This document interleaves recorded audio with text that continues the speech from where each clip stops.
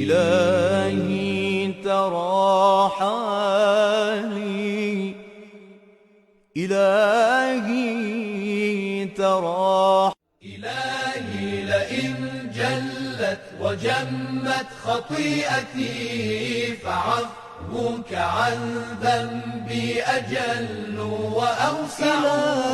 إلهي لئن جلت وجمت خطيئتي فعفوك عن ذنبي أجل وأوسع. إلهي اعوذ باللہ من الشیطان الرجیم بسم اللہ الرحمن الرحیم اللہم صلی وسلم وزد وبارک علی رسول اللہ وآلہ الاطہار. السلام علیکہ یا نبی اللہ، السلام علیکہ یا حبیب اللہ، السلام علیکہ یا خاتم النبیین والسید المرسلین، السلام علیکہ یا ابا الزہرا ورحمۃ اللہ وبرکاتہ، السلام علیکہ یا ابا الحسن یا امیر المؤمنین یا علی ابن ابی طالب روحی لک الفدا. ناظرین کرام، سرزمین مقدس نجف اشرف اور جوار امیر المؤمنین علیہ الصلوۃ والسلام سے آپ کی خدمت میں پروگرام لیے حاضر ہیں. جیسے کہ آپ جانتے ہیں کہ آج 25 ذی الحج ہے، اور 25 ذی الحج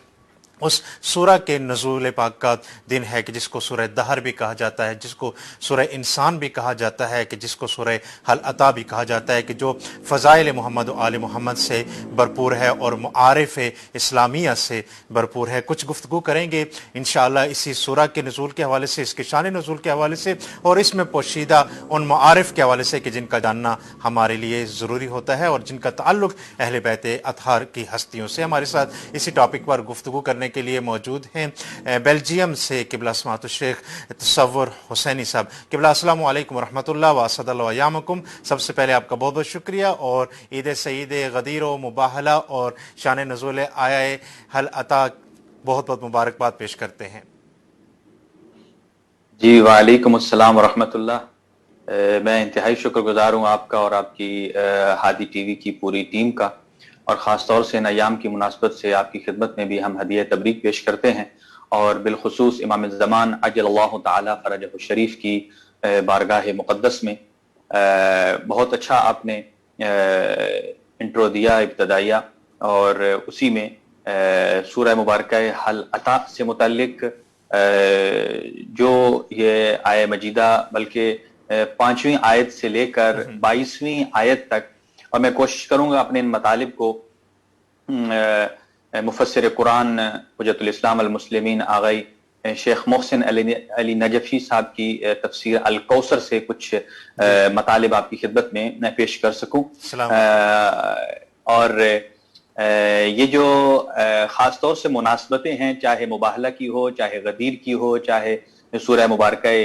حل عطا کی ہو، یہ ان سے متعلق جتنے واقعات بیان کیے جاتے ہیں ان کو عام واقعہ نہیں کہا جا سکتا، بلکہ اگر آپ اس کو علمی تعبیر میں شمار کریں تو یہ ان آیات کے شان نزول ہیں.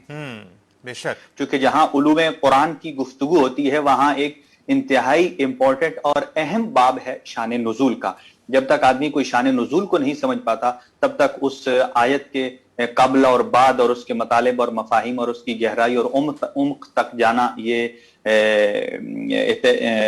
بہت مشکل ہوگا. تو یہ سورہ مبارکہ انسان، جس کے 2 نام ہیں، دہر بھی انسان بھی، آیات سے ماخوذ ہیں، اور خاص طور سے اس کا جو شان نزول ہے 5ویں آیت سے لے کر 22ویں آیت تک، اس کو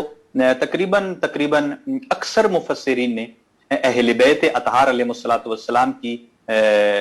فضیلت میں بیان کیا ہے، اور اس کو علامہ زمخشری نے اپنی تفسیر الکشاف میں ابن عباس سے اس روایت کو نقل کیا ہے. اور ابن عباس پر تو سب متفق ہیں کہ آپ کو حبر الامہ کہا جاتا ہے، اور یہاں پر کچھ نے مکی سورت کہا ہے، کچھ نے مدنی کہا ہے، جبکہ ابن عباس کی ایک روایت میں اسے مکی کہا جاتا ہے اور ایک میں مدنی کہا جاتا ہے، اور انہی کے جو زیادہ معتبر ہے وہ مدنی روایت ہے. چونکہ اہل بیت اطہار علیہ الصلوۃ والسلام کی شان میں یہ آیات نازل ہوئی ہیں، تو یقیناً حضرت امیر المؤمنین کا جو جناب سیدہ سلام اللہ علیہا سے عقد پاک ہوا، رشتہ ازدواج سے منسلک ہوئے، وہ مدینہ کی زندگی میں تھے. امام حسن مجتبی، امام حسین علیہ الصلوۃ والسلام کی بھی اس دنیا میں تشریف آوری بھی مدینہ میں ہوئی ہے، تو لہٰذا اس اعتبار سے اس پر بہت سارے اعتراضات، اگر وقت ملا آپ کی خدمت میں ان کے جوابات عرض کریں گے، لیکن پہلے اس کا شان نزول ایک واقعے کی شکل میں جس کو ابن عباس نے بیان کیا ہے، وہ یہ کہتے ہیں کہ حسنین کریمین علیہم الصلاۃ والسلام ایک مرتبہ مریض ہوئے تو حضرت رسول خدا صلی اللہ علیہ وآلہ وسلم چند لوگوں کے ہمراہ عیادت کے لیے تشریف لائے، اور لوگوں نے کہا، یعنی بعض روایات میں تو ہے رسول اسلام نے کہا، ابن عباس کی اس روایت میں کہ جسے زمخشری نے الکشاف میں کوٹ کیا، کہ لوگوں نے کہا اے ابو الحسن آپ اپنے بیٹوں کی خاطر نظر مان لیں، اور چنانچہ یوفون بالنظر کے الفاظ بھی آئے ہیں اس میں، اور اس پر ہم آگے چل کر گفتگو کریں گے کہ نظر ہمارے معاشرے میں نظر اور منت کے بارے میں کیا کانسیپٹ ہے، اور اسلامی نقطہ نگاہ سے، شریعت کی نقطہ نگاہ سے اگر کوئی شخص منت مان لیتا ہے اور پھر اسے پورا نہیں کرتا ہے اس کے الگ احکامات ہیں۔ تو انہوں نے کہا کہ آپ نظر مان لیجئے، چنانچہ حضرت علی اور فاطمہ علیہم السلام نے اور ان کی کنیز فضہ نے نظر مانی، اگر حسنین شریفین شفا یاب ہو جائیں تو 3 دن کے روزے رکھیں گے، اور چنانچہ حسنین شریفین کو اللہ تعالیٰ نے شفا بخشی، اور آپ کے گھر میں جیسے ہی شفا یاب ہوئے فوراً اس منت کا وجوب آ جاتا ہے۔ تو آپ روزہ رکھنے کے لیے آمادگی کا اظہار فرما رہے تھے، لیکن آپ کے گھر میں کچھ نہیں تھا، تو ابن عباس کہتے ہیں حضرت امیر المومنین شمعون خیبری ایک یہودی تھے، ان سے 3 صاع جو قرض لیے، گھر لے کر آئے، جناب فاطمہ الزہرا سلام اللہ علیہ نے 1 صاع یعنی اس کا تیسرا حصہ ان جو کو پیسا، اور پھر ان میں سے 5 روٹیاں پکائیں اور ان کے سامنے افطار کے ٹائم پر رکھیں، اور جیسے ہی سامنے رکھیں تو اتنے میں دروازے پر دق الباب ہوتا ہے، ایک سائل آتا ہے، دروازے پر کھڑا ہے اور آ کر کہتا کیا ہے، سنیے گا، میں کہتا ہوں آگے چل کر عرض کرتا ہوں آپ کی خدمت میں کہ یہ سائل بھی کون تھا۔ حتیٰ غدیر میں علامہ عبد الحسین امینی نے یہ الفاظ درج کیے ہیں اس میں کہ یہ اور کوئی شخص نہیں تھا، سائل ہو، مسکین ہو، یتیم ہو، اسیر ہو، یہ حضرت جبرائیل علیہ السلام تھے۔ یہ گویا اس عمل کے ساتھ اہل بیت اطہار علیہ السلام کا اللہ تعالیٰ کی ذات امتحان اور آزمائش لے رہا تھا، جس سے ان کی فضیلت میں یقیناً اب یہ جو آیات قرآن مجید میں موجود ہیں سورہ مبارکہ انسان کی 5 سے لے کر 22 تک، یہ اگر یہ روایت کی شکل میں ہوتی تو آج ان پر بہت سارے اعتراضات ہوتے ہیں، یہ روایت ضعیف ہے، صحیح السند نہیں ہے، لیکن یہ آیات قرآنیہ ہیں، یہ مسلمات فضائل ہیں کہ جو اہل بیت اطہار علیہ السلام کے ہیں۔ دروازے پر وہ سائل آیا اور آ کر کہتا ہے السلام علیکم یا اہل بیت النبوہ۔ اس کا مطلب ہے سائل بھی اتنا عارف تھا اہل بیت کے مقام سے، جانتا تھا کہ ان کے دروازے پر جانے کا، اور یہی وجہ ہے کہ اس کے بعد جتنے افراد اہل بیت کے دروازے پر سوالی بن کر آتے تھے، کچھ چاہتے تھے تو پہلے یہی سوال کرتے تھے، یا آئے تطہیر کی تلاوت کرتے تھے، اور ایک روایت کے مطابق آئے تطہیر کا بھی شان نزول 24 ہی ذی الحجہ کو ہے۔ وہ آتے السلام علیکم یا اہل بیت النبوہ، اور کہا کہ میں مسلمانوں، میں وہی منو ان روایت عرض کر رہا ہوں آپ کی خدمت میں کہ میں مسلمانوں کے مساکین میں سے ایک مسکین ہوں، مجھے کچھ کھلائیے، آپ اللہ کو جنت کے آپ کو اللہ تعالیٰ کی ذات جنت کے دسترخوان سے اطعام فرمائے۔ اور اس کے بعد مسکین کو اہل بیت اطہار نے ترجیح دی، جو کچھ آپ کے پاس آمادہ تھا سب کا سب اسے دے دیا۔ اب یہاں ایک اعتراض ہے، آگے چل کر آپ کی خدمت میں جواب عرض کریں گے کہ بہت سارے معترضین نے اس کو سورت کو ایک تو مکی کہنا شروع کیا اس بات پر کہ اہل بیت کے فضائل ثابت نہ ہو سکے، اور دوسرا کہ یہ کہاں کا انصاف ہے اور کہاں کی عقل مندی ہے کہ سائل ایک ہو اور 5 آدمیوں کی روٹیاں اور کھانا آپ اسے دے دیجئے، اور صرف ایک دن بھی نہیں، چلیں ایک آدمی کی خوراک پوری ہو جاتی، 2 آدمیوں کی، 3 آدمیوں کی، 5، ایسا سائل تھا کہ وہ بھی 5 آدمیوں کی خوراک کو لے رہا ہے، اور اہل بیت جو کچھ آمادہ ہے وہ دے رہے ہیں، صرف ایک دن نہیں، دوسرے دن، پھر تیسرے دن، اور جیسے ہی انہیں دیا اور اسی طرح روزے سے رہے۔ نیکسٹ ڈے پھر روزہ رکھا، افطار کا وقت آیا، دروازے پر یتیم آیا، اور ایسے ہی تقاضا ہوا، آپ نے جو کچھ آمادہ تھا دے دیا، تیسرے روز اسیر آیا، یہی تقاضا ہوا اور آپ نے سب کچھ دے دیا۔ اور اس کے بعد امیر المومنین حسنین شریفین کے ہاتھ کو پکڑ کر لے جاتے ہیں رسول خدا صلی اللہ علیہ وآلہ وسلم کی بارگاہ میں، اور جب آپ صلی اللہ علیہ وآلہ وسلم نے شہزادوں کی گرسنگی اور اس کا مشاہدہ فرمایا کہ وہ کانپ رہے تھے، لرز رہے تھے، تو فرمایا جو حال آپ لوگوں کا میں دیکھ رہا ہوں اس نے مجھے شدید متاثر کیا۔ رسول اکرم صلی اللہ علیہ وآلہ وسلم ارشاد فرما رہے ہیں، چنانچہ آپ صلی اللہ علیہ وآلہ وسلم امیر المومنین کے ہمراہ آپ کے گھر تشریف لاتے ہیں، اور گھر کا ماحول کیا دیکھتے ہیں کہ صدیقہ طاہرہ، خاتون جنت گھر کے محراب میں موجود ہیں، عبادت پروردگار میں مصروف ہیں، اور گرسنگی کے ساتھ ساتھ کیفیت یہاں تک پہنچ چکی ہے کہ آپ کی آنکھیں اندر کو دھنس چکی تھی۔ رسول اکرم صلی اللہ علیہ وآلہ وسلم اس سے متاثر ہوئے، اور ابھی یہیں پہنچے تھے اس مقام پر کہ ابن عباس روایت کرتے ہیں، جس کو تفسیر الکشاف نے لکھا ہے کہ بس اتنے میں جبرائیل علیہ السلام نازل ہوئے اور کہا یہ لیجئے اہل بیت اطہار کے بارے میں آپ کو مبارک ہو، یعنی وہ ہدیہ جو اہل بیت کی فضیلت جو آیات کی شکل میں دی، فرمایا کہ یہ لیجئے اللہ پروردگار عالم نے انہی اہل بیت کی شان میں یہ قصیدہ سورہ مبارکہ حل عطا کی شکل میں نازل کر کے آپ کو دیا۔ جی ہاں، تو یہ تفسیر الکشاف سے عرض کر رہا ہوں، اس پر مختلف سے جی شان نزول، پھر مختلف اس پر اعتراضات ہوتے ہیں کہ کیا وجہ تھی اور کس طریقے سے دے دیا سب کچھ۔ تو بہرحال قیدیوں کا تعلق بھی یہ واضح ہے، ایک ادنا سا طالب علم جانتا ہے کہ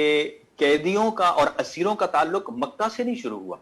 مدینہ سے۔ جب آپ ہجرت کر کے تشریف لے آئے تو پھر یہ سلسلے جی تمام شروع ہوئے، اس سے پہلے کوئی اسیر نہیں تھا۔ بعض روایات میں ہے کہ جب بدر ہوا، جنگ بدر میں آپ صلی اللہ علیہ وسلم نے کچھ اصحاب کو سپرد کیے اسیران اور کہا کہ ان کی دیکھ بھال کرو، اور اسی طرح جب ظاہر ہے اس وقت کوئی ایسا قید خانہ تو نہیں تھا کہ جن میں اسیروں کو قید کیا جاتا تھا، اسی طرح مسلمانوں کو دے دیا جاتا تھا لیجئے ان کی حفاظت کیجئے۔ جب ان کی تعداد بڑھ جاتی تھی تو پھر بعض اوقات ان کے لیے کھانے کا تقاضا کیا جاتا تھا۔ آئیے اب ان آیات کی طرف آگے بڑھتے ہیں کہ جس میں ارشاد پروردگار ہے کہ ان الابرار، ان اہل بیت اطہار علیہ السلام کی شان میں وہ قصیدہ کیا ہے کہ جو حضرت جبرائیل لے کر آئے، اور وہ فرماتے ہیں کہ ان الابرار، یہ نیک لوگ۔ یہاں بہت خوبصورت جملہ آغا محسن قرائتی نے لکھا ہے، اور وہ یہ فرماتے ہیں کہ یہ راہ خدا میں اعطا کرنے سے، اطعام کرنے سے اللہ پروردگار عالم نے اہل بیت اطہار کو دو لقب سے نوازا ہے۔ پہلا ابرار، ان الابرار، اس آیت میں ابرار کا لفظ اہل بیت اطہار کے لیے، اور دوسری بات کہ باقی دیگر آیات میں جہاں علامہ فخر الدین رازی، جنہیں امام المشککین بھی کہا جاتا ہے، انہوں نے ہر چیز میں 20 قول درج کیے ہیں، اس سے مراد یہ بھی ہو سکتا ہے، یہ بھی ہو سکتا ہے، لیکن اس آیت کے ضمن میں اہل بیت میں کوئی اور شامل نہیں ہو سکتا۔ حتیٰ آغا محسن قرائتی نے لکھا یہاں رسول اکرم صلی اللہ علیہ وآلہ وسلم بھی شامل نہیں ہیں۔ یہ آیات خالصتاً اہل بیت اطہار، حضرت امیر المومنین جناب صدیقہ طاہرہ حسنین شریفین علیہ السلام کی شان اقدس کے لیے، اس میں کسی اور کو آپ شامل کر ہی نہیں سکتے، اور اس کے مصادیق میں کوئی شامل نہیں ہو سکتا۔ تو ابرار میں یہاں مراد ایک لقب جو اللہ پروردگار عالم نے دیا ہے اہل بیت علیہ السلام کو، وہ یہ، اور دوسرا عباد اللہ کا لقب، یعنی خاص بندے اللہ تعالیٰ کے۔ اور یہیں پر پھر فرمایا کہ یہ جو ابرار ہیں انہی کی تعریف آگے آئے گی کہ اللہ تعالیٰ کی ذات نے کیوں ان کو ابرار کہا۔ ایک تو ان اہل بیت کے دل میں خوف خدا موجود تھا، اور دوسرا یہ جتنا اطعام کیا ہے یہ صرف اور صرف رضائے پروردگار کی خاطر کیا، اور تیسری بات اس اطعام کے نتیجے میں کسی سے کوئی معاوضہ نہیں، کسی سے کوئی تشکر نہیں، کسی سے کسی تعریف کے خواہاں نہیں ہے، یہ صرف اور صرف خالصتاً للہ۔ صحیح۔ اور جی آصف میں پوچھنا چاہوں گا اسی آیت میں جو ایک کلمہ استعمال ہوا، یطعمون الطعام علی حبہ، کچھ وضاحت اس علی حبہ سے مراد بھی بتا دیجیے گا، کیا اس سے مراد ہے کہ اپنی محبت سے دیتے ہیں، اس سے اختیار مراد ہے یا کچھ اور چیز مراد ہے؟ جی یہ بہت خوبصورت آپ نے سوال کیا۔ یہ اسی آیت سے جڑا ہوا ہے کہ یوفون بالنذر، اور یہ عباد اللہ جو نظر کرتے ہیں پھر اس نظر کو پورا کرتے ہیں، اور جب نظر پوری ہوئی، حسنین شریفین شفا یاب ہوتے ہیں، تو اس کے بعد پھر یطعمون الطعام علی حبہ مسکینا و یتیما و اسیرا، یعنی کہ اپنی خواہش کے باوجود، یہ تو کوئی آدمی نہیں کہہ، دیکھیے یہاں فضیلت کا مقام کیا ہے کہ کسی کو کھلا دینا، پھر یہاں بھی معترضین نے اعتراض کیا کہ کچھ لوگ خود بھی کھاتے ہیں دوسروں کو بھی کھلا دیتے ہیں، لیکن خود سیر ہو کر پھر کسی دوسرے شخص کو دینا یہ اور بات ہے،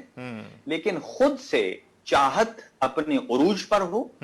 اور اس چاہت پر، اپنی چاہت پر کسی دوسرے کو اپنی چاہت کو قربان کر لینا، اور وہ بھی رضائے پروردگار کے لیے، یہ خاصہ ہے اہل بیت اطہار علیہ السلام کے لیے۔ تو لہٰذا یہ جو یطعمون الطعام میں کہا ہے، اس کا مطلب یہ ہے کہ اہل بیت اطہار کی اپنی خواہش بھی تھی، ظاہر ہے پہلے روز کی نسبت دوسرے روز روزے کے بعد بڑی بات ہوتی ہے، جی،